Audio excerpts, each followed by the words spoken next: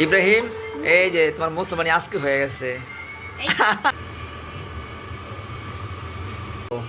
ইব্রাহিম তো আপনার ভাতিজা লাগে। তো একটু আগে আমাদের কাছ থেকে ডিবিএস কসমেটিক খাতনা করালেন।